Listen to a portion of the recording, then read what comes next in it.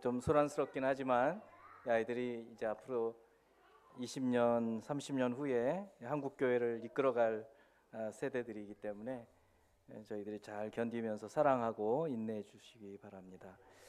하나님 말씀, 하나님께서 우리에게 주시는 말씀, 시편 3편 1절에서 5절 말씀, 시편 3편 1절에서 8절 제가 읽겠습니다. 여호와여, 나의 대적이 어찌 그리 많은지요, 일어나 나를 치는 자가 많으니이다. 많은 사람이 나를 대적하여 말하기를 그는 하나님께 구원을 받지 못한다 하나이다. 여호와여, 주는 나의 방패시요 나의 영광이시요 나의 머리를 드시는 이시니이다. 내가 나의 목소리로 여호와께 부르짖으니 그의 성산에서 응답하시는도다. 내가 누워 자고 깨었으니 여호와께서 나를 붙드심이로다. 천만인이 나를 에워싸 진친다 하여도 나는 두려워하지 아니하리이다. 여호와여, 일어나소서. 나의 하나님이여, 나를 구원하소서. 주께서 나의 모든 원수의 뺨을 치시며 악인의 이를 꺾으셨나이다.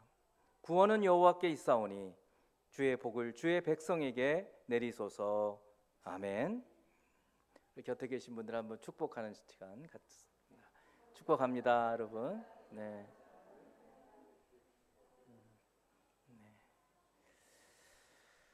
말씀과 기도는 우리 신앙생활의 두 가장 중요한 기둥이라고 할 수 있습니다. 주님께서 우리 교회, 이 생명의 교회를 향해서 뭐라고 말씀하실까? 생명교회는 이제 하나님 말씀 365 성경 통독이라든지 말씀은 열심히 잘 읽고 있는 교회다, 이렇게 말씀하실 것 같아요. 근데 기도 부분은 부족하다, 이렇게 말씀하실 것 같아요. 솔직하게 인정을 합니다. 그래서 지난주부터 저희들이 시편을 이제 읽어가기 시작했죠. 그리고 7월 11일이면 시편 150편까지 읽어 나갑니다. 6주 정도를 제가 시편을 가지고 말씀을 전하게 될 터인데, 이 기간을 주님이 아직 우리에게 심하게 책망하신 것은 아닌 것 같아요. 근데 기도해 볼 때 기도가 부족하다, 그러면 우리가 빨리 깨닫고 보완을 해야 합니다. 그래서 오늘부터 시작해서 가장 먼저 예배 시간부터, 그리고 코이노니아 시간에, 또 교회 학교도, 가정에서, 또 여러분 혼자서 이제 개인적인 생활을 하실 때마다 이제 오늘부터 시작하니까 이번 주는 금방 되지 않을 수 있어요. 그러나 마지막 6주가 됐는데도 여전히 이 교회, 이 한몸된 교회가 하는 일을 따라가지 않는다면 그거는 여러분 불순종일 거예요. 그러니까 오늘부터 시작해서 차근차근 천천히 기도를 배워가는 겁니다. 저런 어린 아이들이 말 배우는 거를 보면 참 신기해요. 제가 언어학을 좀 공부는 했지만 현실을 이렇게 보면 아이들이 이렇게 말을 배워간다는 게 여간 쉽지가 않아요. 기도는 하나님과 대화거든요. 말을 하는 겁니다, 하나님하고. 처음부터 기도 못합니다.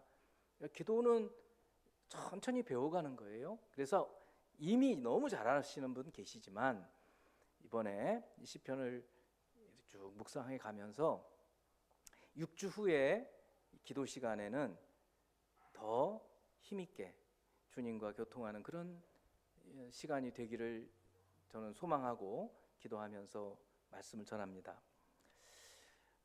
오늘 시편 3편을 묵상하면서 먼저 우리가 기도란 무엇인가, 아주 기본부터 말씀을 좀 드리겠어요. 이미 잘 아시지만 아시는 분들은 점검해 보는 겁니다. 그렇구나, 다시 한번 잊어버린 것 다시 상기하고, 기도란 무엇인가, 그리고 가장 중요한 오늘 초점은 언제 기도할 것인가, 언제 기도해야 되나, 그리고 이제 기도를 한 후에 어떤 일이 일어나는가, 이것에 대해서 묵상을 하면서 같이 은혜를 받기를 바랍니다. 여러분에게 기도란 무엇입니까? 하고 물으시면 여러분 뭐라고 대답을 하시겠습니까? 어떤 분은 기도는 영혼의 호흡이다, 숨 쉬는 거다, 아주 그렇게 생각하고 계신 분이 있다면 대답을 잘 하신 거예요. 말씀은 영혼의 양식이고 기도는 호흡이에요. 먹고 숨 쉬고 운동을 해야 되거든요. 운동하는 거는 봉사입니다. 오늘 이렇게 두 분 이렇게 오셔서 봉사를 해 주시는데 봉사가 있을 때 굉장히 힘이 많이 생기거든요. 유익을 주고. 근데 어쨌든 기도는 호흡이에요. 여러분 숨을 30초만이라도 한번 안 쉬고 있으면 나중에 막 너무 답답하잖아요. 우리가 기도를 안 하면 우리 영이 답답해하는 거예요. 그러니까 여러분 늘 기도하는 분이 기도를 못하게 누군가가 막는다 그러면 미칠 것 같을 거예요. 답답해서. 근데 평소에 기도 안 하시는 분들은 잘 모를 수 있어요. 근데 아마 뭔가 모르지만 하나님과 관계는 잘 모를 거예요. 하나님 뭘 좋아하실지, 하나님이 나한테 뭐를 원하시는지 그거 잘 모르실 거예요. 그러면서 한편으로는 나는 하나님 뜻이 뭔지 어떻게 알아? 뭐 이렇게 또 얘기하시는 분이 계실지 몰라요. 기도를 해야 하나님과 소통이 이루어져요. 그래서 기도는 영혼의 호흡이다 이렇게 말하는 분이 있어요. 그래서 숨을 안 쉬고는 살 수 없듯이 쉼 없이 숨을 쉬어야 되잖아요. 그런 것처럼 쉬지 말고 기도하라. 이게 하나님 말씀이에요. 데살로니가전서 5장 17절에 쉬지 말고 기도하라. 기도하기를 쉬는 것은 숨이 끊어지는 거예요. 하나님과의 호흡이 끊어지는 거예요. 그래서 순간순간 기도하는 겁니다. 순간순간 어떻게 기도하는지 이제 오늘 또 광고 시간에도 말씀을 좀 드릴 텐데 이제 나와서 가정마다 간증도 하면서 그런 시간도 가지게 될 거예요. 두 번째로 어떤 분은 기도는 하나님과의 대화입니다. 아까는 호흡인데 이번에는 하나님과 대화합니다 이렇게 말하는 분도 계실 거예요. 말씀 잘 하신 거예요. 아이들하고 어린아이들 막 말을 배우는 아이들하고 대화 통하거든요. 뭘 원하는지 뭘 싫어하는지 알아요. 그러니까 처음에 기도 잘 못해도 하나님은 우리 그 동기를 아세요. 그러니까 여러분이 마음으로 하나님께 간절히 소망하고 예수님 이름으로 이렇게 잘 못하는 기도이지만 기도를 하면 하나님은 응답해 주시거든요. 그래서 하나님과 대화예요. 대화가 끊어지면 하나님과 서먹해지죠. 그러면 안 되는 거예요. 그래서 기도해야 되는 겁니다. 또 어떤 분들은 기도는 은혜의 통로 이렇게 말하는 분도 계실 거예요. 정말 대답 잘 하시는 거예요. 기도를 통해서 하나님 은혜라는 것은 선물입니다. 은혜라는 말을 많이 듣는데 무슨 뜻인가? 선물이에요. 기프트예요. 그냥 값없이 주는 거예요. 하나님의 은혜, 부모의 은혜, 스승의 은혜. 은혜들은 다 그냥 주는 겁니다. 내리사랑이에요. 그게 은혜예요. 그러니까 기도는 은혜의 통로예요. 근데 통로가 막혀버리면 은혜가 흘러오지를 않아요. 그러니까 기도를 해야 은혜를 받아요. 그렇습니다. 히브리서 4장 16절을 보면 그러므로 우리는 긍휼하심을 받고 불쌍히 여김을 받고 때를 따라 돕는 은혜를 얻게 하여 때를 따라서 하나님께서 은혜를 주셔요. 근데 그 은혜를 받기 위해서 어떻게 해야? 은혜의 보좌 앞에 담대히 나오라는 거예요. 은혜의 보좌 앞에 나와서 기도하는 겁니다. 장소는 상관이 없어요. 어느 곳에든지 기도는 하나님의 은혜의 통로예요. 여러분은 은혜의 통로가 막혔는지 기도가 막혀가지고 안 되는지 돌아보는 그런 시간이 되어야 해요. 그래서 이제 그 통로가 막히지 않고 은혜가 부어지도록 늘 이제 한 6주 그 후에는 이제 습관이 되면 계속 가는 거예요. 6주를 열심히 해보는 겁니다. 그리고 마지막으로 이거까지 생각하는 분이면 아주 훌륭해요. 기도는 하나님 약속하신 것을 달라고 구하고 찾고 두드리는 거예요.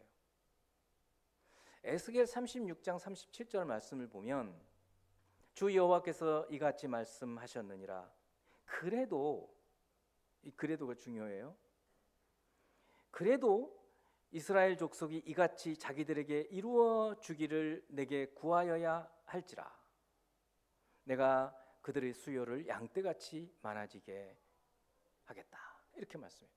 그러면 앞에 뭔가 있을 텐데, 뭔가 하면 주님이 에스겔은 바벨론 포로 끌려가 있을 때 하나님께서 주신 말씀이에요. 포로 공동체에게 설교를 한 선지자예요, 에스겔은. 그러니까 그 시대의 사람들에게 주님께서 이 포로 기간이 70년이 될 거라고 예레미야를 통해서 말씀해 주셨는데, 그런데 그 예레미야를 통해서 주신 그 말씀대로 70년이 지나면 내가 이 포로들을 다시 이스라엘 그 산으로 데리고 가서 양떼 그 초장으로 데리고 가서 풍성하게 먹이겠다. 그래도라 그래요. 그래도 어떻게 하라고요? 구하라는 거예요. 구하라. 그러니까 하나님은 내가 포로에서 돌이키겠다. 70년이 지나면 약속을 해주셨어요. 약속을 해주셨어도 하나님 백성들은 그 약속을 믿고 기도를 해야 한다는 거예요. 약속을 해주셨음에도 불구하고 기도하라는 거예요. 왜 그럴까요? 그러니까 어떤 분들 질문을 해요. 하나님, 우리가 구하고 자꾸 두드리지 않아도 우리가 무엇이 필요한지 다 아시는 분 아니십니까? 근데 왜 기도하게 하십니까? 그 이유가 이거예요. 우리가 기도하지 않으면 그냥 우연히 저절로 어떤 것이 이루어진 줄로 생각해요. 근데 기도하면 이건 하나님의 은혜예요. 그래서 그 하나님이 실존하시고 우리 기도를 들으시는 것을 분명하게 믿게 하기 위해서 우리로 하여금 기도하게 하시는 거예요. 그러니까 약속을 해 주셨어요. 포로에서 돌아오겠다. 그래도 구하라. 하나님께서 예수 그리스도 안에서 우리에게 하늘의 신령한 은혜와 복을 주신다고 약속해 주셨어요. 그래도 기도해라. 그런 말씀이에요. 그렇기 때문에 우리가 이제 앞으로 6주를 기도하기 시작하면요, 습관이 들어서 기도가 습관이 돼요. 그러면 그냥 시시때때로 기도할 수 있게 돼요. 그러니까 오늘부터 시작해서 기도하는 저와 여러분이 되기를 바랍니다. 그러면 이제 오늘 중요한 언제 기도할까? 벌써 답이 탁 떠오르는 분도 계셔요. 훌륭합니다. 근데 이제 오늘 말씀을 통해서 이거를 한번 깊이 찾아보는 거예요. 다윗 이야기입니다. 시편 3편. 시편 3편을 보면 거기 제목이 붙어 있는데 표제라고 해서 언제 이 시편 3편을 기도했는가 하면 다윗이 압살롬이 누구죠? 다윗의 아들이에요. 다윗의 아들이 반란을 일으켜 가지고 다윗의 나라를 빼앗으려고 한 때예요. 그때 도망가면서 불렀던 노래 혹은 했던 기도 혹은 했던 시 혹은 처음에는 기도였겠죠. 기도였다가 그걸 작성해서 시가 되고 나중에는 곡을 붙여서 노래가 되는 거예요. 우리 찬양이에요. 그런 거예요. 그런 배경하에서 오늘 다윗이 기도를 하는 겁니다. 1, 2절 말씀을 봅니다. 여호와여, 나의 대적이 어찌 그리 많은지요. 일어나 나를 치는 자가 많으니이다. 여기 대적, 치는 자 누군지 이제 아시겠죠. 압살롬과 함께 한 아히도벨과 같은 아주 책사, 참모가 있어요. 아주 지혜 있는 사람이에요. 전략가, 또 군사 장군들, 제사장들도 있어요. 많은 사람들이 압살롬 쪽에 붙었어요.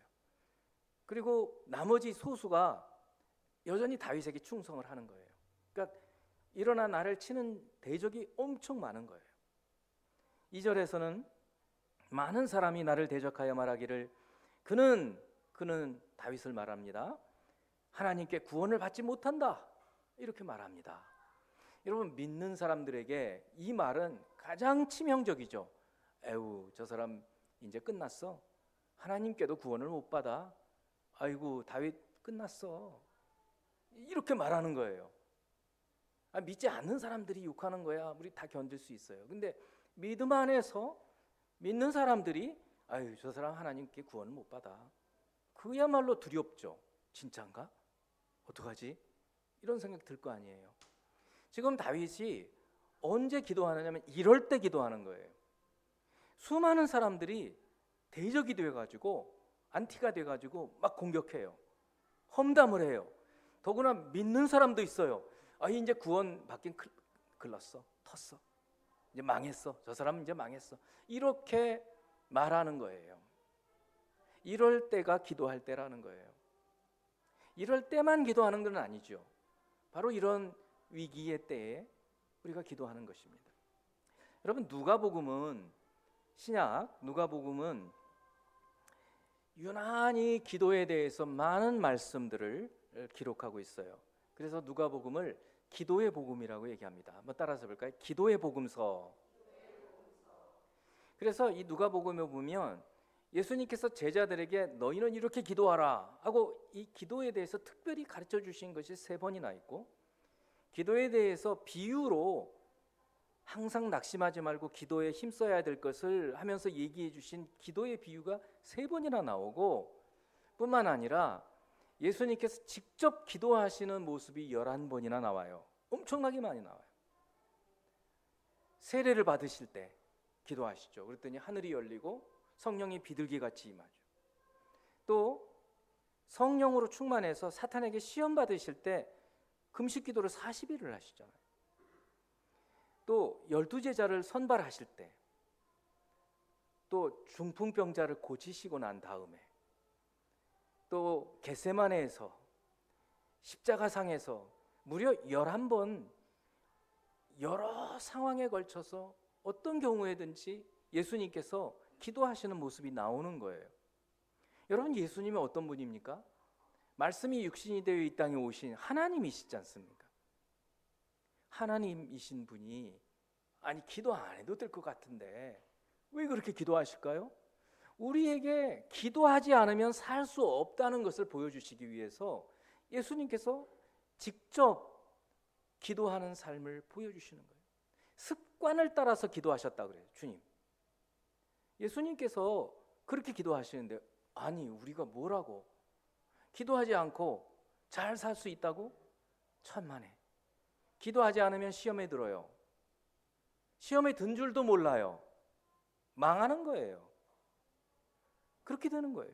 그래서 기도하라는 거예요. 그러니까 어느 때이든지 이 누가복음에 나오는 모든 예수님께서 기도하시는 이런 상황 저런 상황, 언제 기도해야 되는가?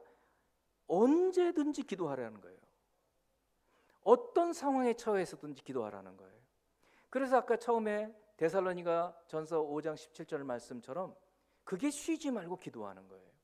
숨도 안 쉬고 기도하라는 게 아니라 밥도 먹지 말고 기도하라는 게 아니라 어느 상황에 처했을 때라도 기도하라는 거예요. 감사할 때도 기도하고, 갑자기 낙심이 될 때에도 그때 기도할 때요. 몸이 아플 때 그때 기도해야 돼요. 자녀가 뭔가 불안해요. 그러면 기도하라는 거예요. 그러니까 쉬지 말고 기도하는 거예요. 예수님께서 언제 그 11번의 기도 중에 이런 기도가 있어요. 베드로가 내가 주님 죽으시는 데까지 따라가겠습니다 그랬잖아요. 근데 주님 뭐라고 그러셨어요? 네가 다 굴기 전에 3번 나를 부인하리라. 그런데 네가 돌이킨 후에 형제들을 굳게 하기 위해서 내가 기도한다. 사탄이 너를 밀 까부르듯이 그렇게 까부를 텐데 내가 너 믿음이 떨어지지 않기 위해서 기도한다. 우리가 이런 기도들을 우리가 자녀들을 위해서, 지금 교회학교 아이들을 위해서, 여러분 자녀들을 위해서 기도해야 한다는 거예요. 그러니까 기도하지 않을 기도 제목이 아닌 것이 없을 정도로 언제든지 기도해야 하는 것을 보여주고 있는 거예요. 언제 기도하시라고요? 언제든지 쉬지 말고. 자, 그렇다면 기도와 함께 어떤 일이 일어나는지 보시자고요. 여러분 이런 분이 있어요. 나는 기도해도요 응답이 없어요. 왜 그런지 아세요? 깨닫지를 않으니까 그러는 거예요. 잘 안 배우니까 그러는 거예요. 오늘 말씀 잘 들어보세요. 진짠가 아닌가? 만일에 말씀 듣고도 목사님 나 그래도 이해 안 돼요 그러면 점심 때 식사하실 때 저한테 얘기하세요. 제가 답변해 드릴게요.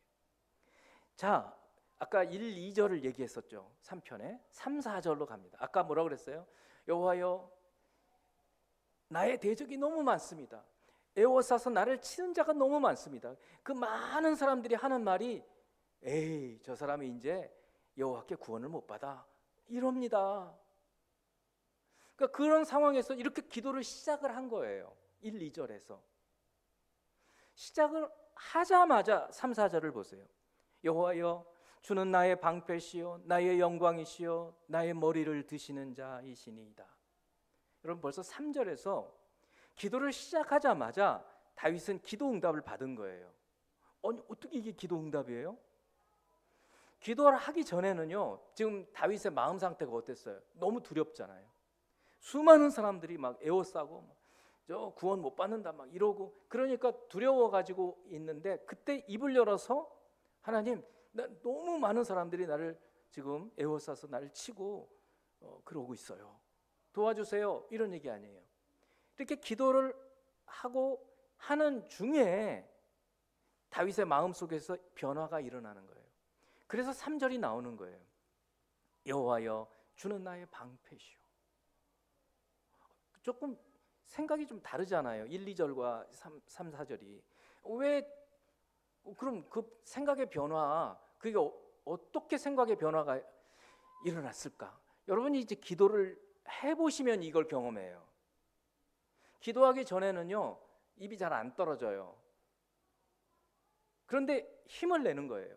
주여 하고 힘을 내서 기도를 하기 시작하면 이제 나오기 시작해요. 아예 초보 이제 기도를 못 하신 안 해본 분들은 이 쉽지는 않아요. 농부라는 자부심이 해야 해요. 이렇게 몇 개월을 배우면 이제 되는 거예요. 말 배우듯이. 그런데 이제 말을 배워서 기도를 하기 시작해요. 그런데도 잘 말이 안 떨어질 때 이렇게 하기 시작하면 그 다음에 줄줄 나오는 거예요. 그래서 3절은 어떤 변화가 있었는가? 여호와여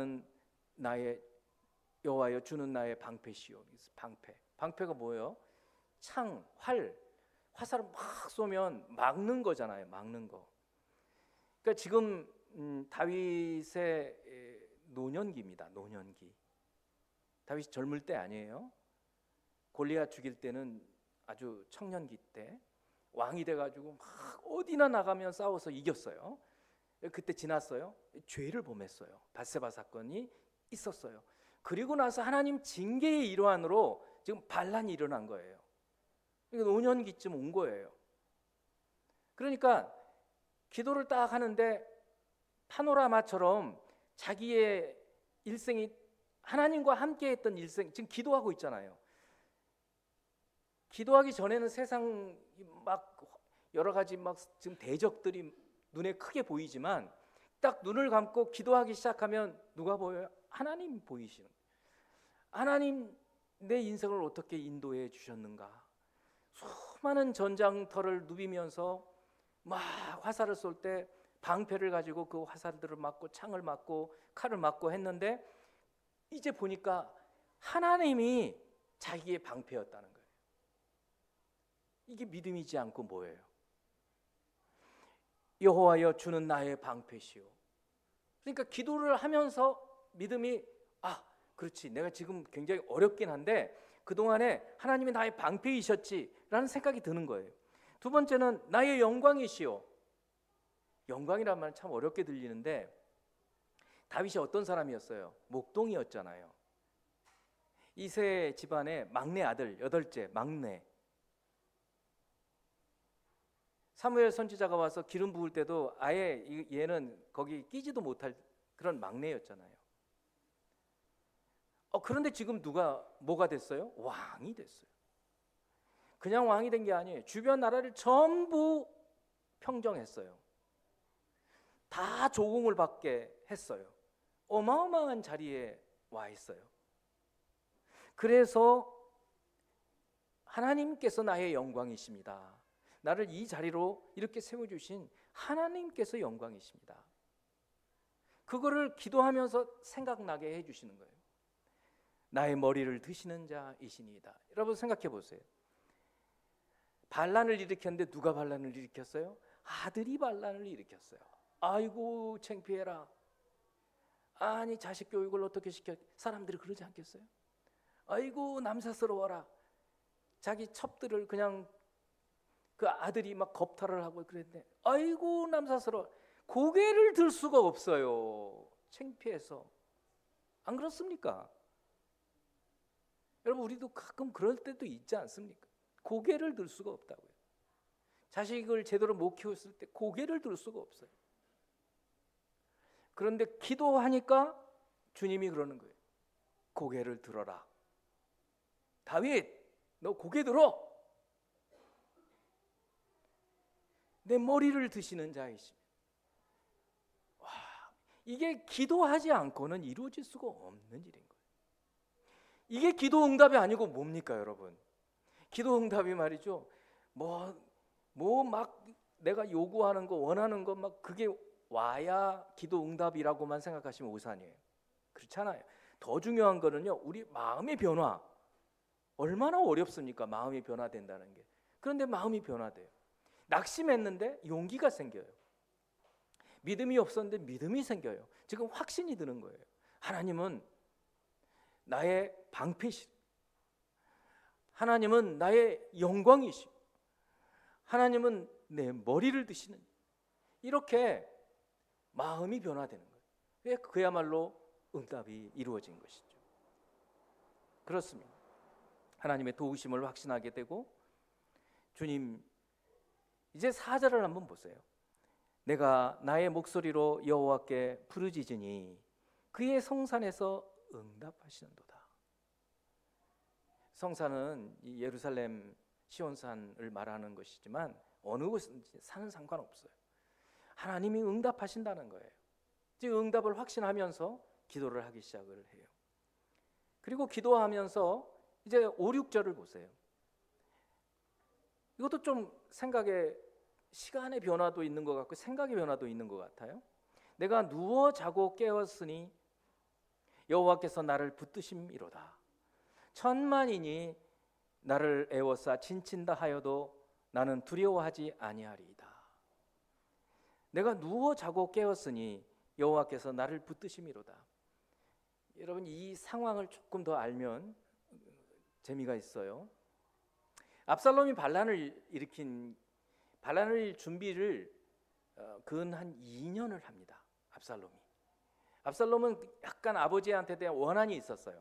그런 이야기, 이제 그런 것까지 설명을 다 드릴 수는 없어요. 원한이 생겨요. 근데 그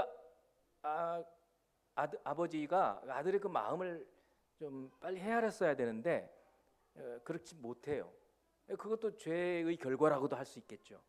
그러니까 그 기간 동안에 서서히 자기 세력을 키워가지고, 그리고 이제 때가 됐다 싶으니까 반란을 일으켰어요.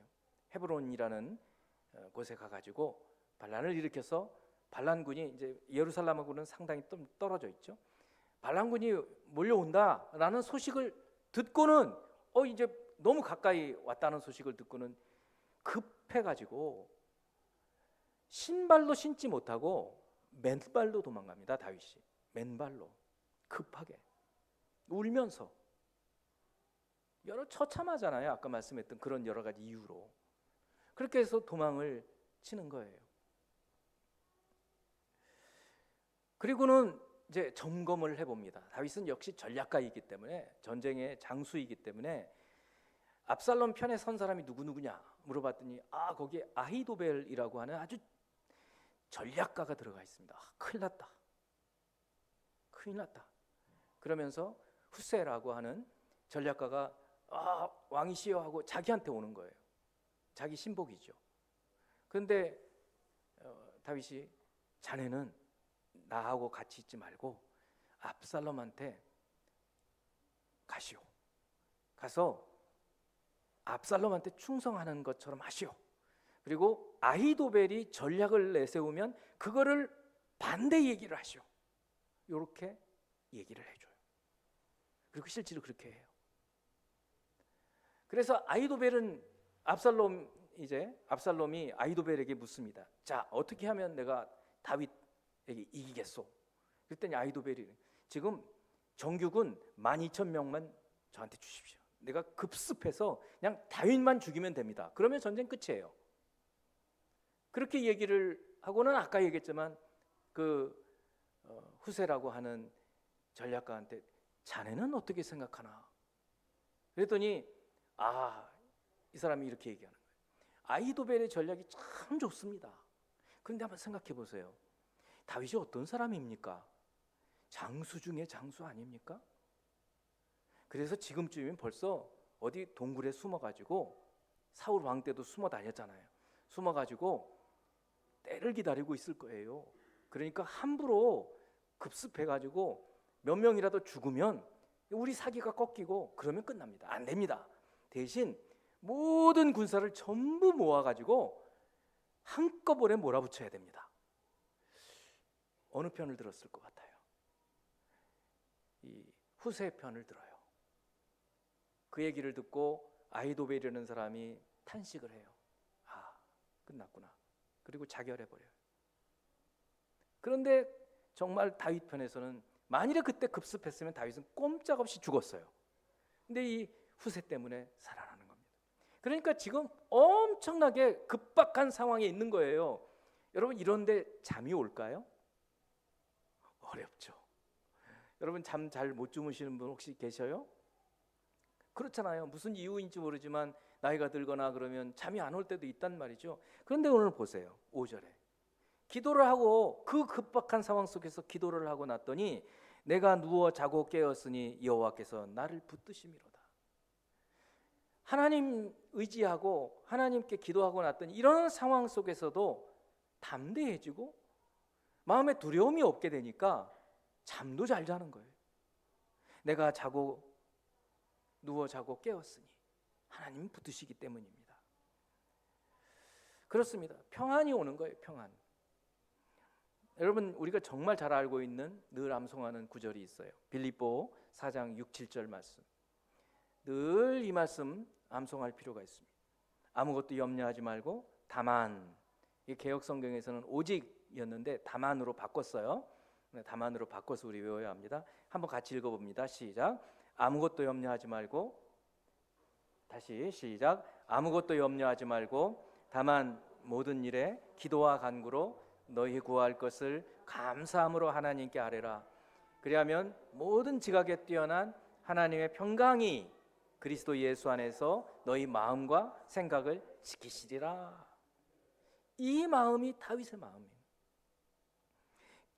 염려 안 해요. 아무것도 염려하지 말고 다만 모든 일에 기도와 간구로 너희 구할 것을 감사함으로 하나님께 아뢰라.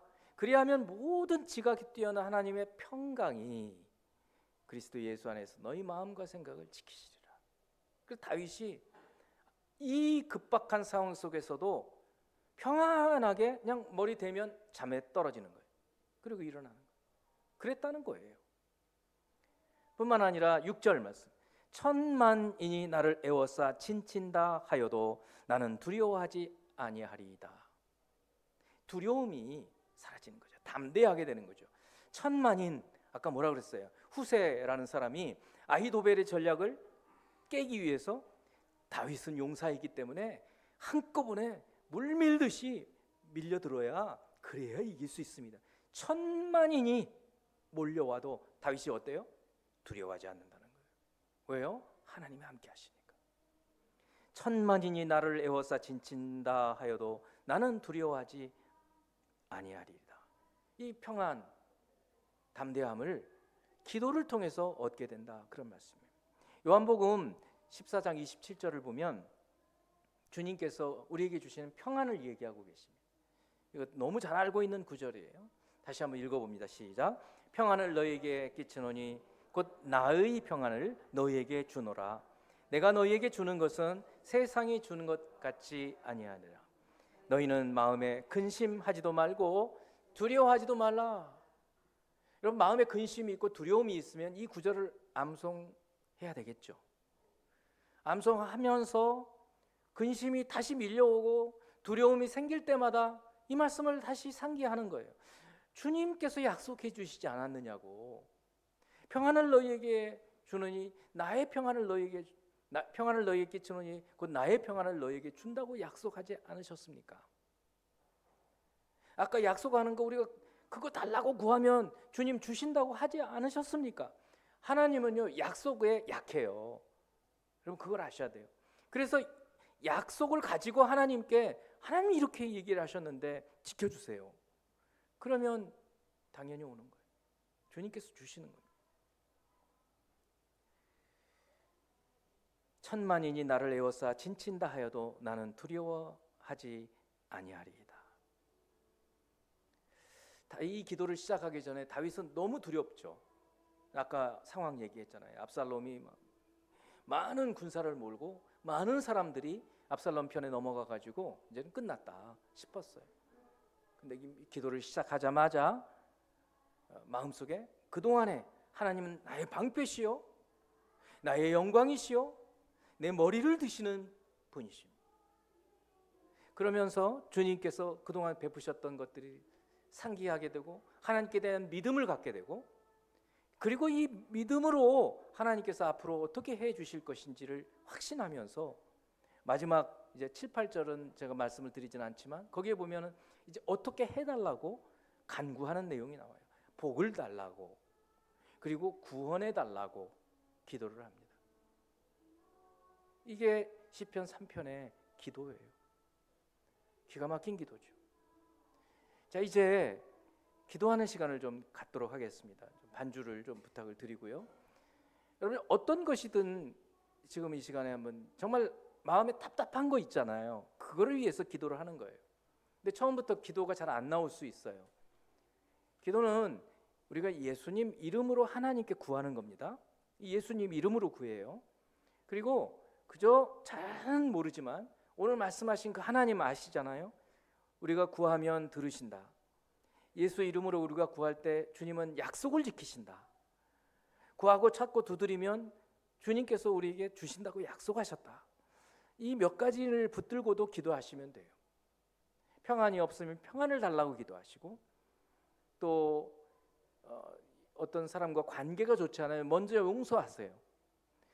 모든 것들이 기도의 제목이 될 수 있기 때문에 어떤 것이든지 기도하는 시간, 이 시간 갖도록 하겠습니다. 함께 기도하도록 하겠습니다. 함께 기도합니다.